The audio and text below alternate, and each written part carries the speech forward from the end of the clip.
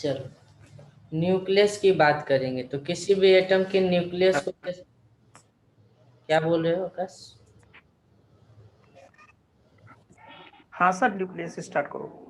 चलो तो किसी भी एटम के न्यूक्लियस को ना कैसे रिप्रेजेंट करेंगे? तो रिप्रेजेंटेशन कुछ इस तरीके से करी जाती है। रिप्रेजेंटेशन कैसे करते हैं न्यूक्लियस की? तो इस तरीके का रहेगा। एक कोई एलिमेंट का न्यूक्लियस है जिसका मास नंबर होगा और कुछ एटॉमिक नंबर होगा, या इसी को इस तरीके से लिख सकते हैं AZ, है ना। ये बहुत सारे तरीके से आप लिख सकते हैं, उससे कोई मतलब नहीं है। तो ऊपर वाला एटॉमिक मास नंबर है और नीचे क्या है? एटॉमिक नंबर है। ए इज मास नंबर, ये नंबर है, मास नहीं है। ये क्या है? Mass number. Yes yes sir. Number है केवल। नंबर का मतलब number of neutrons plus number of protons, ये होती है मास नंबर। ठीक है। और एटॉमिक नंबर क्या होती है? तो एटॉमिक नंबर होती है number of protons. Atomic number होती है नंबर ऑफ प्रोटॉन्स। तो इस तरीके से सिंबलाइजेशन होता है जिसमें ये प्रोटॉन्स न्यूट्रॉन्स होते हैं। कौन कौन से पार्टिकल न्यूक्लियस में होते हैं? तो न्यूक्लियस में पार्टिकल्स होते हैं न्यूट्रॉन और प्रोटॉन। न्यूट्रॉन और प्रोटॉन पार्टिकल न्यूक्लियस के अंदर होते हैं, जिसको हम लोग बोलेंगे, इस फैमिली को हम लोग बोलते हैं nucleons. Nucleons. Nucleons yes sir. बोलेंगे। न्यूक्लियॉन्स किसको बोलेंगे? जो भी पार्टिकल न्यूक्लियस में होगा। जो भी पार्टिकल न्यूक्लियस में होगा, न्यूक्लियस में होता है, that is called nucleons. That is called nucleons. ये न्यूक्लियॉन्स होते हैं। न्यूक्लियॉन्स तो मेनली दो ही है, प्रोटॉन और न्यूट्रॉन। एक एक्सेप्शन है हाइड्रोजन। एक्सेप्शन क्या है? एक्सेप्शन है हाइड्रोजन की nucleus. Hydrogen. Hydrogen nucleus. Hydrogen nucleus में कितना होता है? देखो हाइड्रोजन का अगर मास नंबर देखो तो 1 होता है। तो इसमें यस सर। केवल एक प्रोटॉन होता है, न्यूट्रॉन नहीं होता है। यहाँ पे न्यूट्रॉन, नंबर ऑफ न्यूट्रॉन होती है 0, नंबर ऑफ प्रोटॉन होती है 1। तो हाइड्रोजन को सिंबलाइज इस तरीके से करते हैं 1 1 के रूप में। सिंपल हाइड्रोजन है ये। इस तरीके से रिप्रेजेंटेशन होती है ना, न्यूट्रॉन नहीं होती है। ये एक ऐसा एलिमेंट है जिसके पास न्यूट्रॉन नहीं होती है, और ये लाइटेस्ट एलिमेंट भी है। और जितने भी न्यूक्लियस की बात करेंगे सबके पास न्यूट्रॉन्स और प्रोटॉन्स होंगे। तो जो न्यूक्लियस है उसकी साइज कैसे डिसाइड कर सकते हैं? अगर हम न्यूक्लियस के साइज की बात करें, साइज ऑफ न्यूक्लियस, तो न्यूक्लियस की साइज कैसे डिसाइड करें? तो न्यूक्लियस की साइज इस वे में आप डिसाइड कर सकते हो ना, कि जितने भी नेचर में जितने भी तरह के न्यूक्लियस हैं सबके डेंसिटी लगभग बराबर होते हैं। सबके डेंसिटी क्या होते हैं? बराबर होते हैं। क्योंकि ना न्यूट्रॉन प्रोटॉन का जो अट्रैक्शन का या रिपल्सन का फोर्स होता है, जिसको हम लोग बोलते हैं न्यूक्लियर फोर्स, वो कांस्टेंट्स होता है जितने भी न्यूक्लियस होते हैं, चाहे ज़्यादा नंबर ऑफ प्रोटॉन न्यूट्रॉन्स हो या कम। तो एक पर्टिकुलर चीज़ें आपको याद रखनी है कि जो न्यूक्लियस है उसकी जो डेंसिटी होती है वो सेम होती है सबके लिए। Density is same for all nucleus of all elements. जितने भी एलिमेंट्स हैं सबकी डेंसिटी सेम होती है।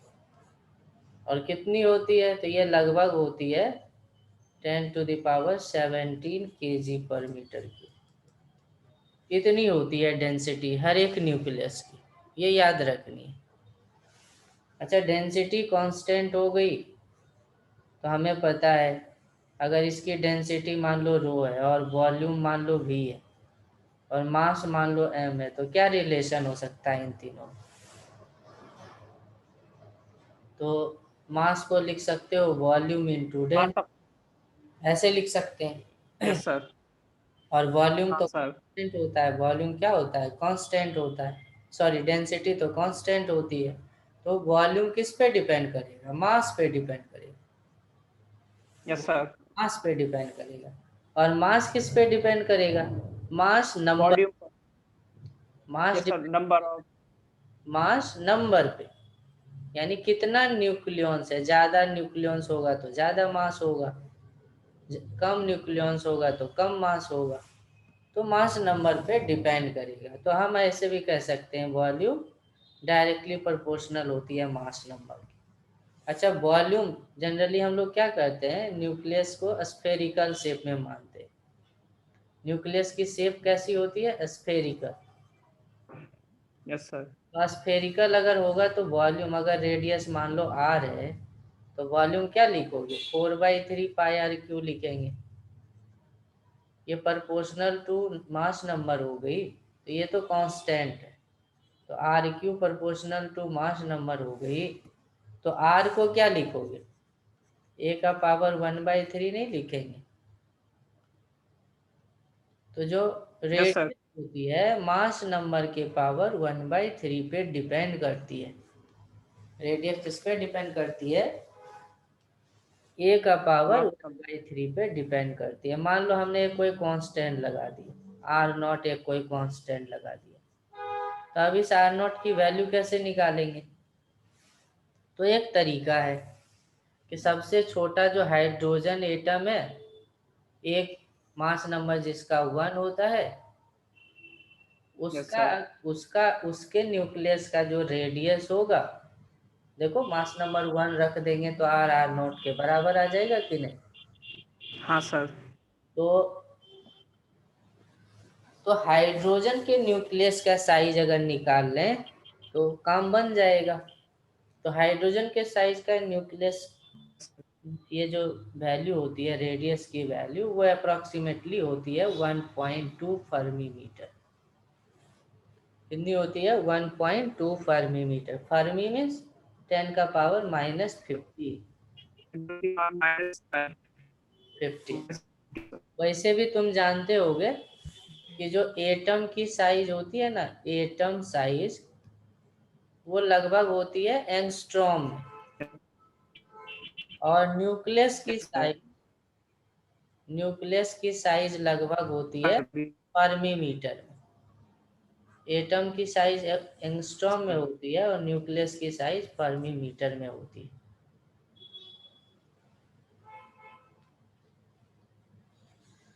राम सिया राम। कट गया था, कट गया था आकाश। हाँ सर। चलो, तो ये साइज होती है एटम और न्यूक्लियस की। तो हाइड्रोजन का जो न्यूक्लियस होता है ना, उसकी ये लेंथ, ये रेडियस होती है 1.2 फर्मी मीटर। तो हो गया एक relation. Yes sir. General relation क्या हो गया? r = 1.2 10⁻⁻15 metre into a⁻1/3। इससे बहुत सारे क्वेश्चन आते हैं, बहुत सारे क्वेश्चन आते हैं। अलग अलग के लिए यस सर। नंबर का रिलेशन गिवन होगा और आपको निकालना रहेगा। जैसे क्वेश्चन में बोल देगी एल्युमिनियम है, एल्युमिनियम का रेडियस मान लो गिवन है 6 फर्मी मीटर, है ना? ये गिवन है 6 फर्मी मीटर है। और क्या गिवन? Yes sir. और लगभग मान लो गिवन है ऑक्सीजन, ऑक्सीजन का रेडियस पता करना है। तो कितना होगा बताओ ऑक्सीजन का रेडियस? Yes sir.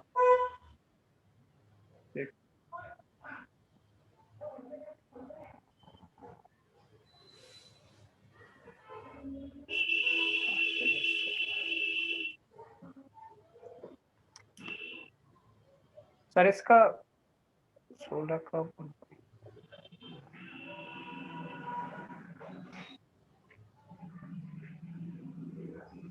मान लो ऐसा ऑड टाइप पूछ दिया, थोड़ा सॉल्विंग इसमें दिक्कत आ जाएगा क्योंकि वो परफेक्ट क्यूब रूट नहीं दिया। हाँ सर। तो R of oxygen by R of aluminium, ये हो जाएगा A of yes sir. Oxygen A of aluminium का पावर 1/3 हो गया है। तो ऑक्सीजन का निकालना है, तो ऑक्सीजन का निकालना है, एल्युमिनियम का मल्टीप्लाई कर दो तो 6 फर्मी मीटर। ऑक्सीजन का मास नंबर कितना होता है? 16। 16। और एल्युमिनियम का दिया हुआ है मास नंबर पता है 27 होता है। Yes sir. ये हो 23 गया, 24। तो ये हो गई 6 और 27 का क्यूब रूट तो 3 हो जाएगा। और यस सर। बचा अंदर में 16 का क्यूब रूट, तो 3 2 जा 16। 16 का क्यूब रूट आता है निकालने। हाँ सर। क्यूब रूट निकालो कितना होता है। क्यूब सर रूट ये क्यूब रूट निकालने का एक ट्रिक भी है।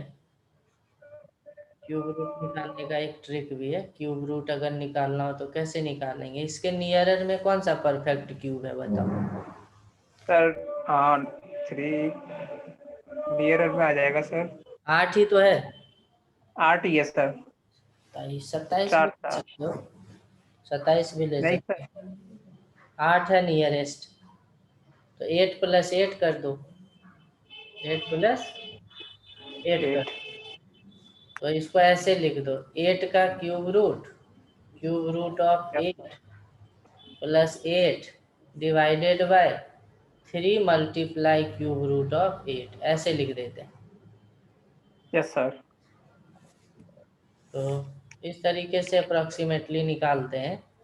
तो क्यूब रूट ऑफ 8 आ गई 2 + 8 डिवाइडेड बाई 3 × 2, तो ये आ गई 4। नहीं, ये थोड़ा गलत हो जाएगा, देख लेना। अप्रोक्सीमेशन वाला एक ट्रिक है, इसमें थोड़ी सी है कहीं मिस्टेक, मैं मिस कर रहा हूँ क्या कैसे निकालेंगे, लेकिन ट्रिक से ही निकालेंगे क्योंकि बहुत प्रॉब्लम यस हो सर। जाए।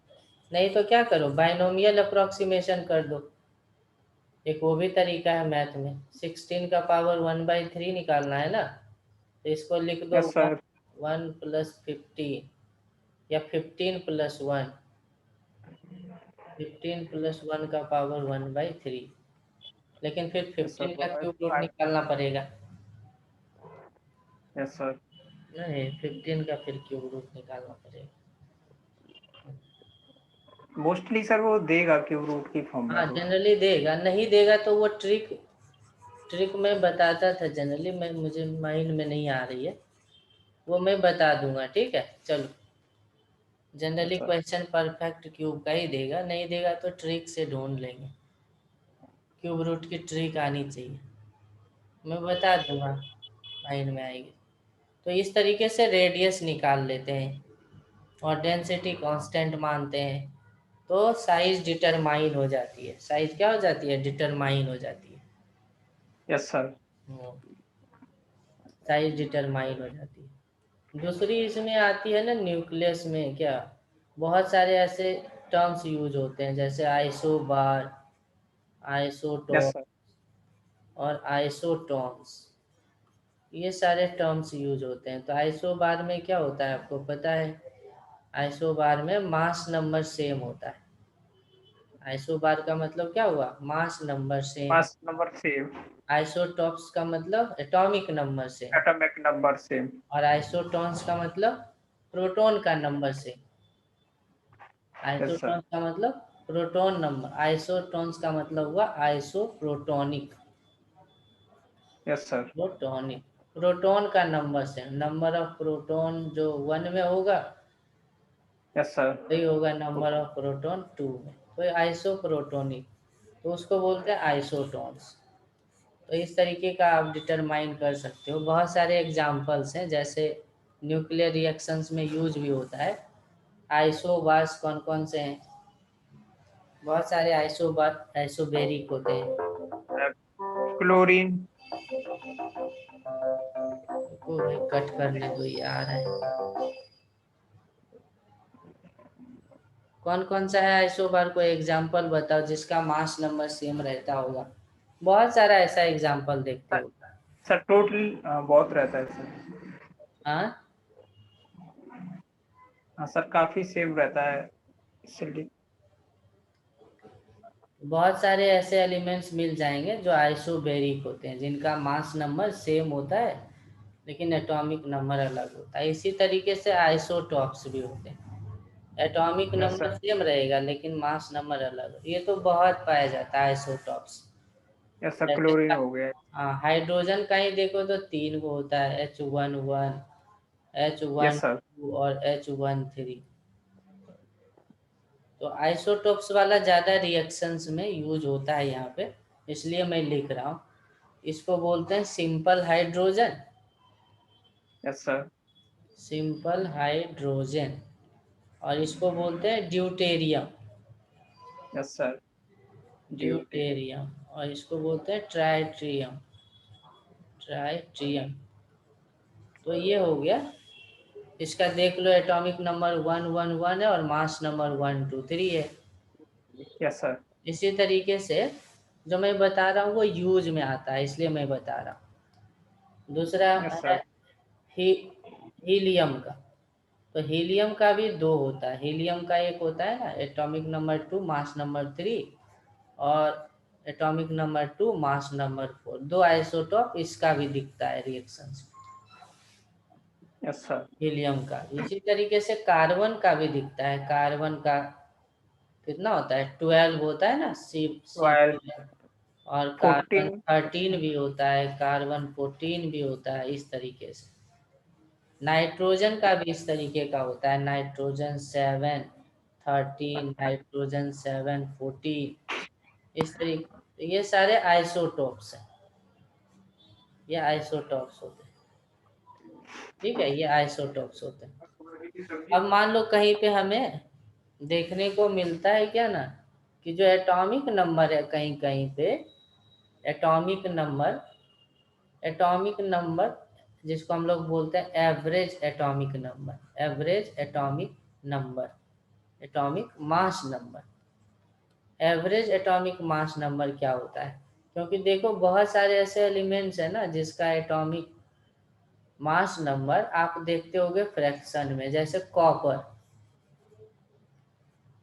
2963.5, ऐसे देखे हो क्या कॉपर का? कॉपर का जो मास नंबर है वो कितना है? 63.5 है कि नहीं? Yes sir.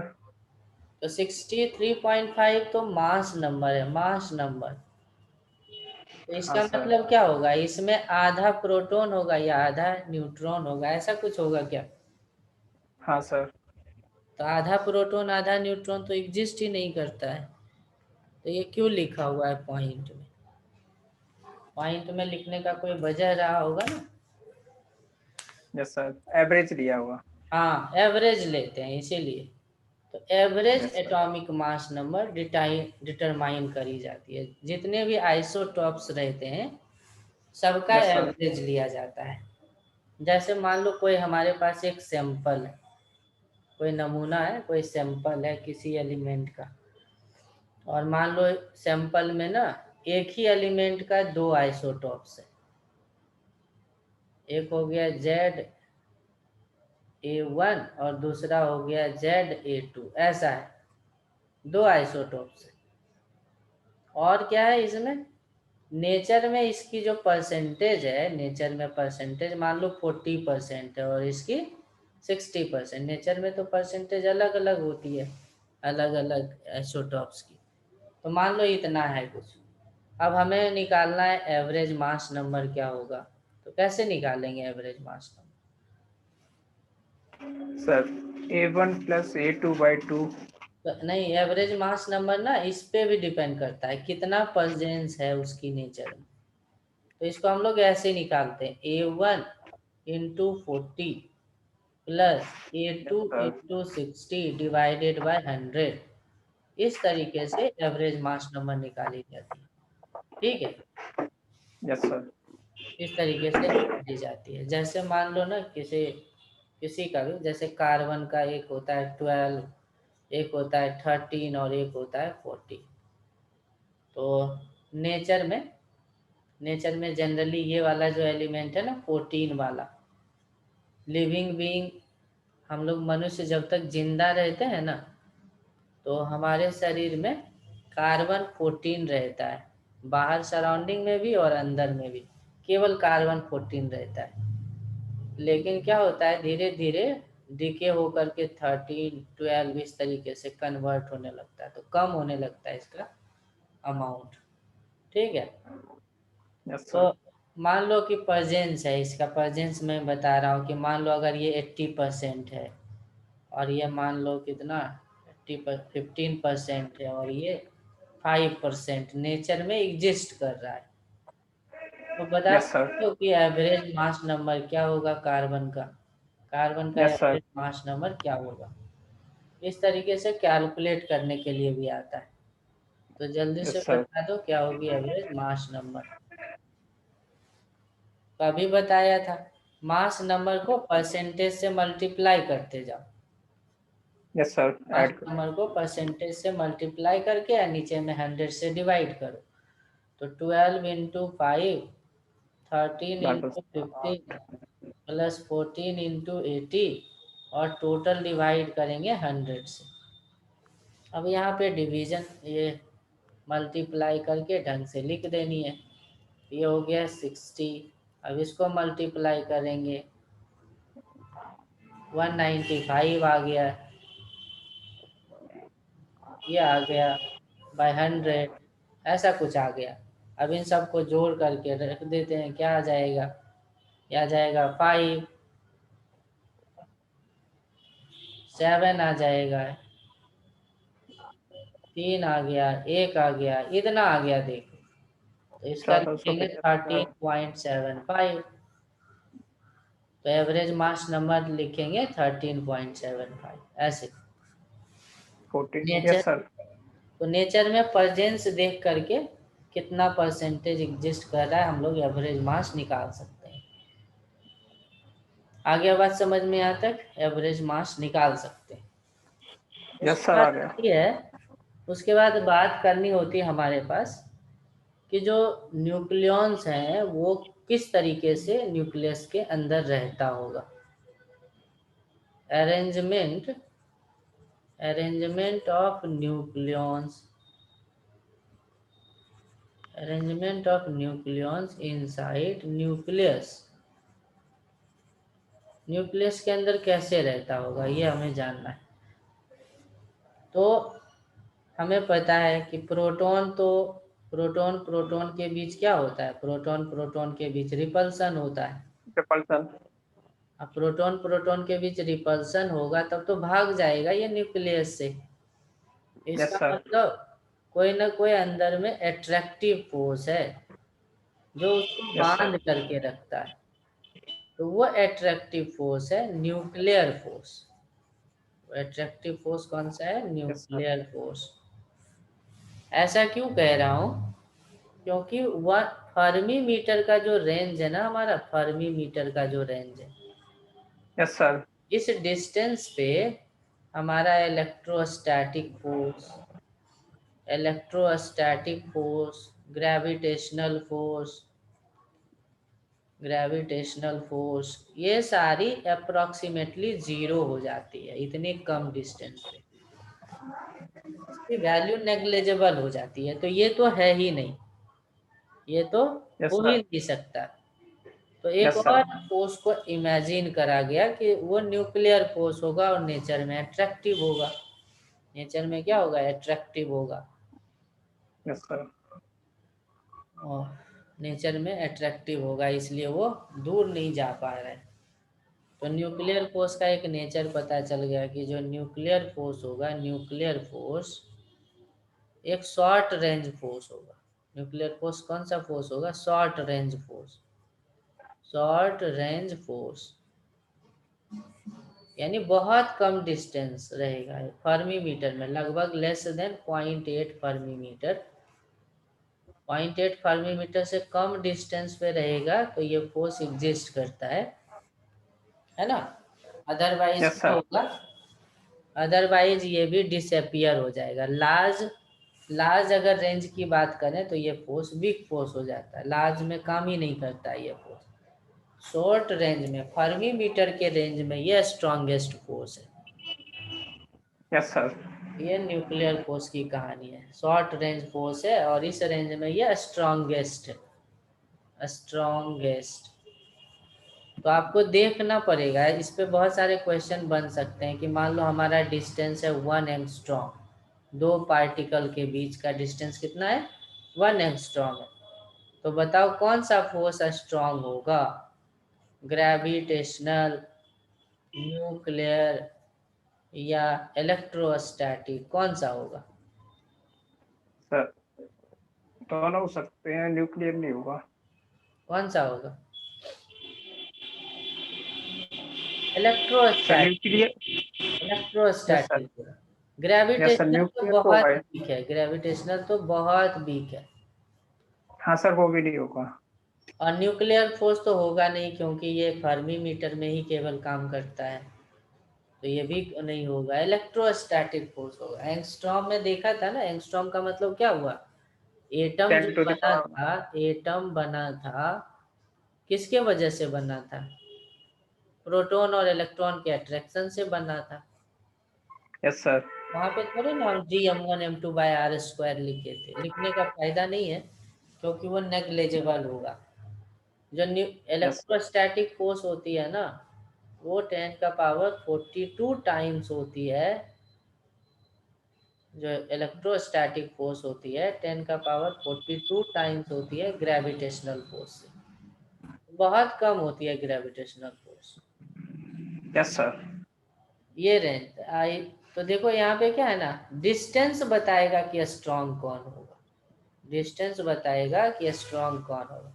अब जैसे मान लो एक क्वेश्चन इसी का मैं दे दिया कि मान लो दो स्टार्स हैं, एक स्टार ये है स्टार 1 और ये स्टार 2 है, स्टार 2 है और इसके बीच का डिस्टेंस है 1 लाइट ईयर, 1 लाइट ईयर। अब बताना है कि कौन सा फोर्स स्ट्रॉन्गेस्ट फोर्स होगा। पहला है ग्रेविटेशनल, दूसरा है इलेक्ट्रोस्टैटिक और तीसरा है न्यूक्लियर, कौन सा स्ट्रॉन्गेस्ट फोर्स होगा? Sir gravitational. हाँ, ग्रेविटेशनल स्ट्रॉन्गेस्ट हो जाएगा। यस समझ में सर। है ना? तो डिपेंड करेगा कि कौन सा डिस्टेंस हम लोग ले रहे हैं, शॉर्ट रेंज ले रहे हैं, लॉन्ग रेंज। तो ग्रेविटेशनल लॉन्ग रेंज में काम करता है, लॉन्ग रेंज में इफेक्टिव होता है। Yes sir. और न्यूक्लियर फोर्स को डीपली स्टडी करना हो ना, तो हम लोग ना न्यूक्लियस के, न्यूक्लियॉन्स के ना इंटरेक्शन यस सर। एनर्जी को समझ करके अंडरस्टैंड कर सकते हैं कि न्यूक्लियर कैसा रहता होगा। जैसे मान लो ये दो न्यूक्लियॉन्स हैं, कुछ भी है, न्यूट्रॉन न्यूट्रॉन या प्रोटॉन न्यूट्रॉन कुछ भी है, और यह स्प्रिंग से जुड़ा हुआ है। अब इसको आप क्या करोगे, मान लो पुश करो इधर से, ये तो अभी रेस्ट में, रेस्ट का यस सर। मतलब क्या हुआ, no attraction no no repulsion. Repulsion. अब आप क्या कर दो, दोनों तरफ से पुश करो इसको, दोनों तरफ से इसको ना पुश करो, ऐसे पुश करो। Yes sir. तो अब क्या होगी, ये छोटी हो जाएगी, इसकी डिस्टेंस कम हो जाएगी। डिस्टेंस तो कम हो गया लेकिन ना इसकी टेंडेंसी इधर जाने की है। हाँ सर। तो ऐसा लग रहा है ना कि मानो ना यहाँ पे रिपल्सन हो रहा हो।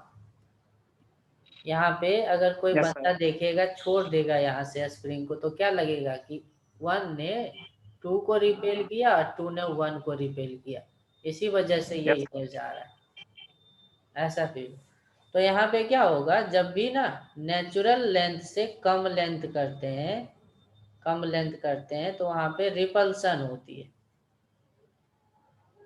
यस और सर। इसी तरीके से नेचुरल लेंथ से अगर ज्यादा खींच दो, ज्यादा खींच दिया, तो अब क्या होगा, अब तो इधर इधर पुल करेगा स्प्रिंग। अट्रैक्शन। तो लगेगा क्या कि ज्यादा डिस्टेंस करने से ना अट्रैक्शन जनरेट होता है। तो यस न्यूक्लियर सर। फोर्स का भी बिहेवियर कुछ इसी टाइप का रहता है, न्यूक्लियर फोर्स की बिहेवियर भी इसी टाइप की रहती है। और इसको एनर्जी बेसिस पे समझने के लिए भी एक ग्राफ होती है, केमिस्ट्री में भी ये ग्राफ देखे होगे, पोटेंशियल एनर्जी का आर के साथ ग्राफ। तो कुछ इस तरीके से गिवन रहता है ग्राफ ऐसे। यस ये सर। क्या बताता है, ये वाला पॉइंट बता रहा है ना, नेचुरल लेंथ को बता रहा है, नेचुरल लेंथ। और ये मान लो आर नॉट लेंथ है, नेचुरल लेंथ। अब यस आपसे सर। बोल दे कि मान लो कि ना दो न्यूक्लियॉन्स हैं अपने पास, यहाँ पे है दो न्यूक्लियॉन्स, कहाँ पे हैं, ए पॉइंट पे, दो न्यूक्लियॉन्स ए पॉइंट पे है।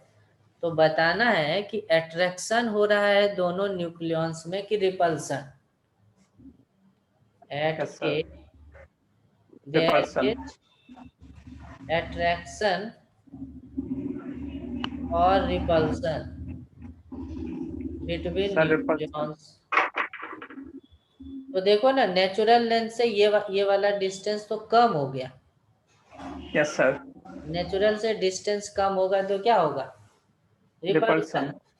या ऐसे समझो कि ये ना कुआं है, ऐसे वेल वेल शेप का है, कुआं है, और यहाँ पे यस रख सर। दोगे तो ये फिसल करके नीचे आना चाहेगा कि नहीं। हाँ सर। तो दूर जा रहा है, दूर जा रहा है, इसका मतलब रिपल्सन हो रहा है। तो समझ में आ गया, ए पे क्या होगी, ए पे हो जाएगी रिपल्सन, ए पे हो जाएगी रिपल्सन, ये हो जाएगी रिपल्सन हो जाएगी। इसी तरीके से बोले मान लो कि बी पे क्या होगा, यहाँ पे पॉइंट है बी, बी पे दो न्यूक्लियॉन्स लाई करते हैं, तो दोनों के बीच क्या होगा, एट बी, एट बी बताओ क्या होगी, अट्रैक्शन। अट्रैक्शन या रिपल्सन क्या होगी। तो ज्यादा नेचुरल लेंथ से ज्यादा डिस्टेंस हो गई है, तो वो क्या यस होगा, सर। पास आएगा, या बेल है तो इस तरह गिरेगा, पास आएगा इधर। तो यहाँ पे एक अट्रैक्शन होगा, क्या होगा, अट्रैक्शन। अट्रैक्शन हो जाएगी। तो ये बता सकते हो कब अट्रैक्शन होगा, कब रिपल्सन होगा। और तो न्यूक्लियर फोर्स इन सारे तरीके का हो सकता है। न्यूक्लियर फोर्स, न्यूक्लियर फोर्स किस नेचर का हो सकता है, एट्रैक्टिव भी हो सकता है, अट्रैक्शन भी हो सकता है, यस रिपल्सन सर। भी हो सकता रिपल्सिव है, भी। और बैलेंस कंडीशन में भी रह सकता है, no attraction no no repulsion में रिपल्सन। भी रह सकता है। ये तीनों नेचर में रह सकता है न्यूक्लियर को, वो डिपेंड करेगा कि डिस्टेंस कितना रख रहे हैं। अच्छा, ये जो यस सर। न्यूक्लियर फोर्स है, वो जैसे हम लोग इलेक्ट्रोस्टैटिक में फोर्स को लिखते हैं कुछ नियम के साथ कि आर स्क्वायर को फॉलो करता है यस सर। इलेक्ट्रोस्टैटिक्स। और इसी तरीके का ग्रेविटेशन में भी है कि ये भी आर स्क्वायर को फॉलो करता है, इनवर्स स्क्वायर को, ग्रेविटेशन। तो क्या ऐसा कोई लॉ है क्या न्यूक्लियर फोर्सेस के लिए, न्यूक्लियर फोर्स किस लॉ को फॉलो करेगा। तो न्यूक्लियर लॉ, न्यूक्लियर फोर्स जो फॉलो करता है लॉ, वो इससे थोड़ा डिफरेंट होता है।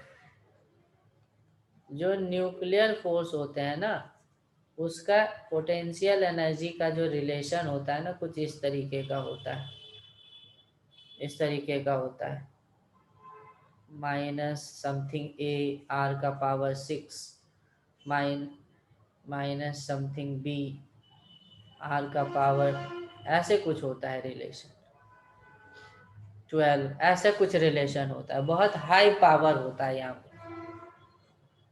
यहाँ पे हाई पावर होता है, 2 नहीं रहता है, बस ये समझना है, 2 3 नहीं रहता है, बहुत ज़्यादा पावर रहता है। और फोर्स को अगर देखें ना, तो फोर्स का रिलेशन भी, इसको डिफ्रेंशिएट करना, हमें फोर्स पता है ना, du/dr होती है। तो फोर्स निकालोगे तो वो भी कुछ समथिंग ऐसे आ जाएगा, a/r का पावर 7, इसी तरीके से आ जाएगा b/r का पावर क्या आ जाएगा 12, ऐसा कुछ रिलेशन आ जाता है, 13 आ जाएगा, 13। तो ये आप समझना कि न्यूक्लियर फोर्स इनवर्स लॉ को फॉलो नहीं करता है, न्यूक्लियर फोर्स इनवर्स लॉ को फॉलो नहीं करता है, बल्कि डिफरेंट लॉ को फॉलो करता है। यहाँ तक आ गया समझ में आकाश। यस सर, आ गया सर। चलो अच्छा, हाँ सर। आ न्यूक्लियर गया। न्यूक्लियर फोर्स किसके बीच काम करेगा? मान लो एक प्रोटॉन है और एक न्यूट्रॉन है, फिर दूसरा है न्यूट्रॉन, न्यूट्रॉन, और फिर प्रोटॉन एंड प्रोटॉन। किसके बीच काम करेगा? ज्यादा स्ट्रॉन्ग कौन सा न्यूक्लियर फोर्स होगा? मान लो इसको F1 बोल रहा हूँ, इसको बीच F2 में। बोल रहा हूँ, इसको F3 बोल रहा हूँ। डिस्टेंस सबका सेम लिया हूँ, डिस्टेंस सबका सेम लिया हूँ, तो किसके यस बीच सर। न्यूक्लियर फोर्स ज्यादा लगेगा, ये बताना है। Nuclear sir force F3। नहीं, सब में सेम लगता है। सब में क्या लगता हाँ है? सर। सेम लगता है। F1 equals to F2 equals to F3। Nuclear force particle के नेचर पे डिपेंड ही नहीं करता है, चार्ज कौन सा है इस पे डिपेंड ही नहीं करता है। समझ में आ गया? Nuclear force is independent of charge, independent of charge. Nuclear force is independent of charge. Nuclear force क्या होती है? चार्ज से इंडिपेंडेंट होती है, इसलिए सारे फोर्स सेम ही लगेंगे। ठीक है, सारे फोर्स क्या लगते हैं? सेम लगते हैं। Yes sir. लेकिन हाँ, एक चीज पे वो डिपेंड करता है, स्पिन पे। स्पिन पे डिपेंड होता है, स्पिन डिपेंडेंट, स्पिन डिपेंडेंट होता है। स्पिन डिपेंडेंट का मतलब समझ लो कि जैसे मान लो कि दो न्यूट्रॉन है, दो न्यूट्रॉन है, हमने दो पेयर ले लिया ए और बी। अब ये दो न्यूट्रॉन है, ये भी न्यूट्रॉन है, ये भी न्यूट्रॉन है, ये घूम रहा है ऐसे, ये भी घूम रहा है ऐसे, और ये घूम रहा है ऐसे, और ये घूम रहा है इसका उल्टा। ऐसा कुछ हो रहा है, न्यूट्रॉन ही है, और डिस्टेंस सेम लिया हूँ आर और आर। अब बताओ किसमें फोर्स ज्यादा लगता है? मान लो इसको F1 बोलता हूँ, इसको F2 बोलता हूँ, कौन ज्यादा फोर्स होगा? तो स्टडी क्या कहता है? स्टडी कहता है कि सेम सेंस में रोटेशन हो रही होती है ना, तो फोर्स स्ट्रॉन्गर लगती है। क्या लगती है? स्ट्रॉन्गर लगती है। सेम सेंस में रोटेट कर रहा हो, जैसे न्यूट्रॉन भी एंटी क्लॉकवाइज रोटेट कर रहा और ये भी न्यूट्रॉन एंटी क्लॉकवाइज, यस तो सर। फोर्स ज्यादा लगेगा। अपोजिट सेंस में घूमने से क्या होगा? कम। अच्छा, किसी भी पार्टिकल जो भी न्यूक्लियॉन्स होंगे उसका स्पिन नंबर क्या होगा, ये आप बता सकते हो? Spin quantum number, spin quantum number of nucleons कितने होंगे? तो बहुत सिंपल है स्पिन क्वांटम नंबर निकालना। या तो पार्टिकल ऐसे घूमेगा या पार्टिकल ऐसे घूमेगा, और तो कोई दूसरा यस चांस सर। नहीं है। तो इसलिए हाँ सर। स्पिन क्वांटम नंबर इसका हाफ हाफ दिया जाता है, plus minus. Yes plus sir. Plus minus plus का माइनस। मतलब क्लॉकवाइज या एंटी क्लॉकवाइज, इस तरीके से दी जा सकती है। Spin quantum number plus minus half होती है, ये याद रखें। तो बस इतनी चीज़ें आपको याद रखनी है न्यूक्लियर फोर्स के बारे में। न्यूक्लियर फोर्स ऐसे इस तरीके से डिपेंडेंट होती है। अब हम आगे जाते हैं कि न्यूक्लियस बनता क्यों है ना? हाउ न्यूक्लियस फॉर्म्स, न्यूक्लियस बनता कैसे है देखो। जैसे मान लो कि हमारे पास न्यूट्रॉन्स हैं, प्रोटॉन्स हैं, बहुत सारे ऐसे पार्टिकल्स हैं। मान लो हमने 3 प्रोटॉन ले लिया, चार चार ही ले लेता हूँ, 4 प्रोटॉन हो गया और 4 न्यूट्रॉन हो गया, ऐसा हो गया। तो क्या होती है ना, ये चारों ना पहले देखो फ्री स्पेस में है, एक दूसरे से इंटरेक्ट नहीं कर रहा, नो इंटरेक्शन है, नो इंटरेक्शन है, कोई इंटरेक्शन नहीं है। लेकिन क्या होता है, कभी कभी एक ऐसा सराउंडिंग क्रिएट हो जाता है, कोई एक ऐसा सिचुएशन बन जाता है कि ये सारा ना एक ही एक सिस्टम बना लेता है। तो मान लो उस सिस्टम का नाम है न्यूक्लियस। तो न्यूक्लियस बना लिया, अब ये न्यूक्लियस में आ गया है। इस तरीके से मान लो न्यूक्लियस का निर्माण कर दिया, इस तरीके से न्यूक्लियस का निर्माण कर दिया। तो जब न्यूक्लियस का निर्माण कर दिया तो आपको क्या लगता है, दोनों का मास सेम होगा कि डिफरेंट होगा?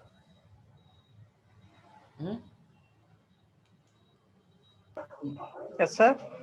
दोनों का मास सेम होगा कि डिफरेंट होगा? इस पूरे का मास मान लो m1 बोल रहा हूँ, इस पूरे का मास m2 बोल रहा हूँ, तो m1 m2 सेम होगा कि डिफरेंट?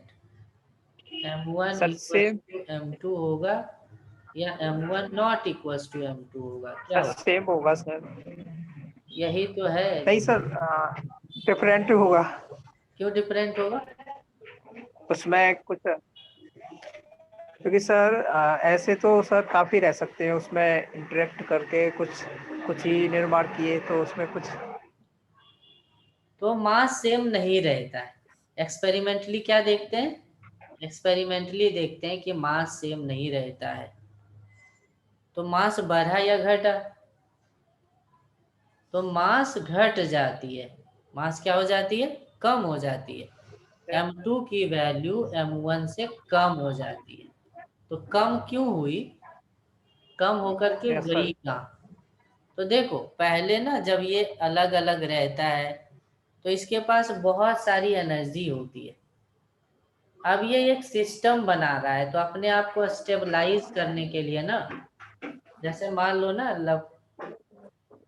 बहुत सारे बच्चे यस रहते हैं सर। ना, उदंड रहते हैं, शादी या शादी होने के पहले या यस सर। पारिवारिक चीजों में बनने से पहले बहुत सारी एक्टिविटी करता है। लेकिन अब उसको क्या करना है, एक सिस्टम बनाना है। बहुत सारे आदत को उसको बाहर करना पड़ेगा, बहुत सारा आदत छोड़ना पड़ेगा। वैसे ही कुछ यहाँ पे है। जब ये यस जितने सर। पार्टिकल्स हैं, जितने कॉन्स्टिट्यूएंट पार्टिकल्स हैं, न्यूक्लियस बनाते हैं ना, तो न्यूक्लियस बनाते समय एनर्जी बाहर रिलीज करता है। ये क्या करता है, एनर्जी बाहर रिलीज करता है, एनर्जी बाहर रिलीज करता है। और आपको पता है ना मास एनर्जी इक्विवेलेंस आइंस्टाइन का, कि एनर्जी और यस सर। मास इक्विवेलेंट होती है। एनर्जी और मास क्या होती है, इक्विवेलेंट होती है। इक्विवेलेंट। तो जो मास कम दिख रहा है ना, वो रियल में वो एनर्जी के फॉर्म में बाहर थ्रो कर देता है। और ये एनर्जी अनस्टेबल एनर्जी होती है। इसके बाहर जाते ही ये सिस्टम स्टेबल हो जाता है। सिस्टम क्या हो जाता है, स्टेबल हो जाता है। पहले क्या था, अनस्टेबल था। अब यस ये सर। स्टेबल हो गया, क्यों? क्योंकि इसने कुछ एनर्जी को बाहर थ्रो कर दिया। इसकी एनर्जी, पहले एनर्जी ज़्यादा थी, अब एनर्जी कम हो गई, तो ये स्टेबल हो गया। तो जो मास में कमी आ गई है ना, उसको एक हम इसको बोल सकते हैं, ऐसे समझ सकते हो ना, कि ये हो गया हमारा कॉन्स्टिट्यूएंट पार्टिकल्स और दूसरा हो गया न्यूक्लियस। तो आपसे क्वेश्चन पूछ सकता है कि किसका मास ज़्यादा रहेगा, कॉन्स्टिट्यूएंट्स पार्टिकल्स का मास ज़्यादा रहेगा कि न्यूक्लियस का मास ज़्यादा रहेगा? सर कंस्टिट्यूएंट पार्टिकल्स का। हाँ, तो बहुत सारी चीज़ें पूछ सकता है, उसको एक साथ लिख दूँ। क्या मास ज़्यादा रहेगा, इसका मास मान लो m1 है और इसका मास m2 है, तो m1 m2 से ज़्यादा रहेगा। अच्छा, कंस्टिट्यूएंट पार्टिकल का एनर्जी ज़्यादा रहेगा कि न्यूक्लियस का एनर्जी ज़्यादा रहेगा? किसका sir energy? Sir constituent particle का। इसका एनर्जी ज़्यादा है। नंबर में कोई चेंज नहीं होगा, नंबर जितना पहले था, नंबर मान लो यस n1 सर। था और बाद में बना n2, नंबर में कोई परिवर्तन नहीं होगा, यस सर। नंबर में कोई परिवर्तन नहीं होगा। तो ये जो मास में कमी आती है ना स्टेबलाइजेशन के लिए, ये कहलाती है मास डिफेक्ट। ये कहलाती है मास डिफेक्ट। तो मास डिफेक्ट क्या बोल सकते हो, बताओ? मास डिफेक्ट बोल सकते हैं मास ऑफ, कंस्टिट्यूएंट ऑफ। हाँ, constituent particle particles minus mass of nucleus. तो ये कह सकते हैं डेल्टा एम को हम लोग लिख सकते हैं। कंस्टिट्यूएंट पार्टिकल में कौन कौन सा आ जाएगा, न्यूट्रॉन और प्रोटॉन। तो मान लो n नंबर ऑफ प्रोटॉन्स हैं या n1 number of proton, proton का नंबर है np और न्यूट्रॉन का नंबर है nn। तो मास को कैसे लिखेंगे, तो मास लिखेंगे mass of proton into number of proton, फिर लिखेंगे mass of neutron into number of neutron, तो ऐड कर दें। तो यही तो हो गया कंस्टिट्यूएंट्स का मास। और न्यूक्लियस का मास, तो न्यूक्लियस का पता है, न्यूक्लियस के मास को हम लोग कैसे दिखाते हैं, न्यूक्लियस का मास जनरली हम लोग कुछ भी m बोल देते हैं, ये मास ऑफ न्यूक्लियस हो गया। तो ये डिफेक्ट हो गई, मास में जो कमी आ जाती है ना, that is called mass defect. अच्छा, मास जब हम लोग सॉल्व कर रहे होंगे तो यूनिट का ध्यान रखना होगा कि मास का यूनिट क्या होगा। Yes sir. मास का यूनिट क्या होगा, तो आइंस्टाइन का रिलेशन आपको याद होगा। अच्छा, यहाँ पे मास के यूनिट के बारे में पहले बात कर लूँ। मास की यूनिट, तो आपको बहुत सारी यूनिट पता होगा, एक किलोग्राम और एक यस होता सर। है AMU। AMU। तो ये दोनों मेनली यूज में रखेंगे। 1 AMU कितनी होती है बताओ, 1 AMU होती है जिसको हम लोग 1U भी बोलते हैं, 1 यूनिट यस ऑफ। सर। ये होती है 1.66 10 का पावर -27 kg, ये होती है 1 U। Yes sir. और एक प्रोटॉन का जो मास लोगे ना, मास प्रोटॉन का, तो वो यस हो सर। जाती है लगभग लगभग 1.6726 1.675। 1.6726 आता है, इतनी केजी हो जाती है। और इसको सर। यू में बदलोगे तो आ जाएगी 1.0073 U, ऐसे आ जाती है। इसी तरीके यस से सर। न्यूट्रॉन का मास लिखोगे तो 1.6749 10 का पावर -27 kg। यू में बदलते हैं तो 1.0087 U के लगभग हो जाता है। तो देखो न्यूट्रॉन का मास और प्रोटॉन का मास में न्यूट्रॉन का मास ज़्यादा होता है, लेकिन अप्रॉक्सीमेटली सेम है। अप्रॉक्सीमेटली क्या है, सेम है। इलेक्ट्रॉन का मास कितना होगा बताओ, इलेक्ट्रॉन का मास आपको पता है ना, 9.1 10 का power 9.1 10 to the power -31 kg। -31 kg। तो यू में बदलोगे तो आ जाएगा 0.00055 U, बहुत कम है ना, बहुत कम होती है। तो इस यस सर। तरीके से न्यूक्लियस के स्टडी में हम लोग मास को यू से लिखेंगे। मास को कैसे लिखेंगे, यू से लिखेंगे। मास को कैसे लिखेंगे, यू से लिखेंगे। Yes sir. यू से। मास को यू से रिप्रेजेंट करेंगे। तो यस रहने सर। दो आकाश, सुबह में कर लेंगे, अभी थोड़ा मुझे कहीं जाना पड़ेगा। ठीक है, मैं इसको यस कंटिन्यू सर। कर देता हूँ यस सुबह सर। में।